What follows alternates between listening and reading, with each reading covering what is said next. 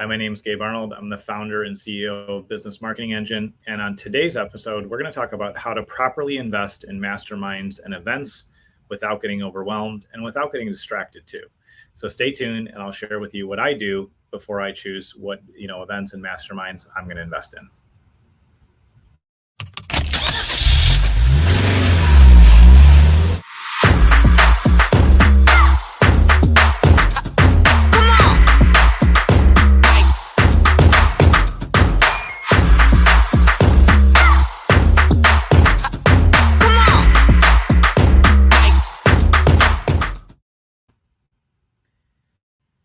A couple weeks ago, I had the opportunity to be at an event where one of my favorite authors was a guest speaker, Steven Pressfield, and he has multiple different books, and many of them are focused around how to really show up and beat resistance, how to do the work.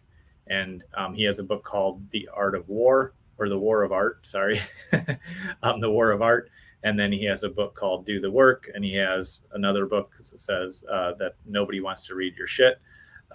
He has a lot of really interesting books. But the theme of Steven Pressfield's writing and his life's work is reminding us that in order to be successful, we need to do the work.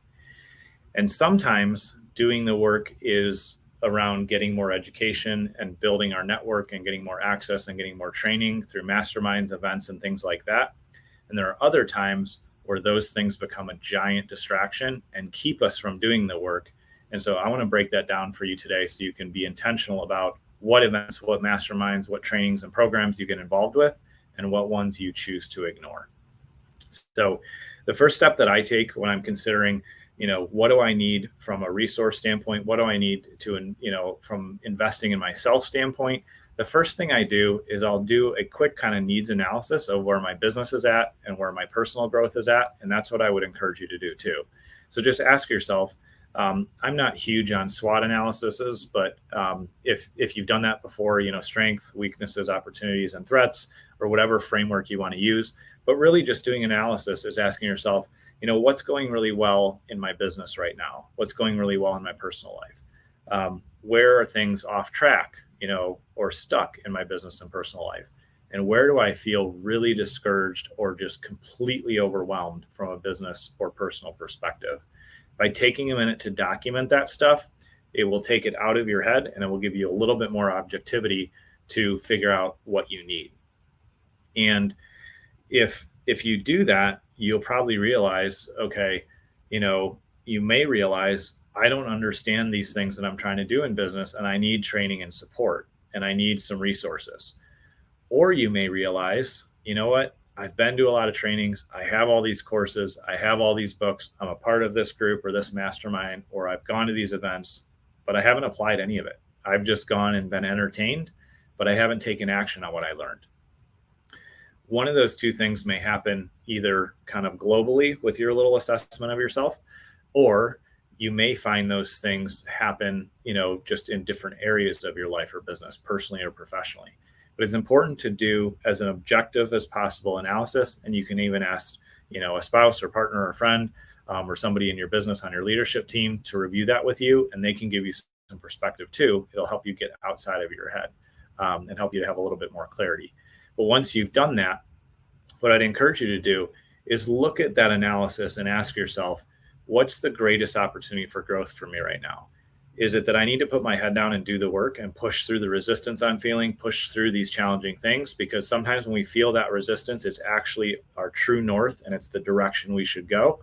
We just need to push and work through it. Other times, if you have no knowledge, no experience, and you just feel like you're lacking input or support or community, then you might actually need more relational nutrients in your life and in your business, or you might need more connection, or you might need more training. But ask yourself after doing that analysis, what's the one thing, what's the biggest opportunity that's going to help me grow personally and help me grow the business? And once you've done that, then you can ask yourself, okay, how do I invest in that? Is it something, if you just need training and you are in a position and your kind of personality type and how you work is you can just, rabbit hole into something and dive in and go deep and do learning on your own, then you may not need a mastermind or community. But in my experience, most of the time we get way more knowledge and growth when we are in a community. So going to an event or joining a program where there's live interaction or being part of a mastermind will not only give you the training and input, but it'll give you that community and that relational support that you need to be consistent and moving forward. So that's essentially kind of the basics of how I break down when I'm feeling stuck or I'm not sure what to do, or I'm feeling a ton of resistance and I'm feeling just a ton of pressure and stuck, but I know I have to do something. Instead of letting it just crush me and come in on me, I'll take some time and write out those things and do that little analysis of like, what are my big opportunities? Where am I stuck? What needs do I have personally that I don't think I'm having met right now? And what are the wisest and, in some cases, what's the cost conscious way, depending what season of business I'm in, but what is the wisest way to solve that need for myself? And even in just talking about this on the show today, I realized that talking about our needs as entrepreneurs, as leaders, as those running businesses, is a little bit uncomfortable because we have to be the person with the answers, is how we feel a lot of times. And there are times where we do need to be the person with the answer. But by acknowledging your needs and asking yourself, what do I need from a strategic and training standpoint? What do I need from a relational input standpoint? What do I need from a community standpoint? What do I need from a time, support or time management standpoint? By asking yourself, what do I need right now? And even talking that through, if you're more of a verbal processor, or writing that down, if that's how you like to think and process, by taking time to truly and honestly and as objectively as possible define your needs, you'll have the opportunity to make wise investments and move forward.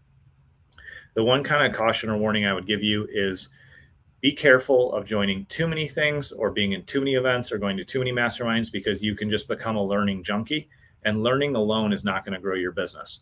I truly believe, and from my personal experience and what I've seen with clients that I've coached as well, when you create a healthy cadence of learn something, apply it, take action, learn something, apply it, take action, when you create that type of cadence, you're growing consistently.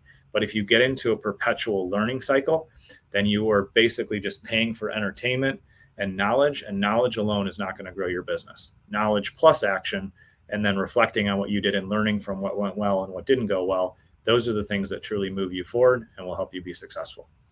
So I hope this has been helpful for you today.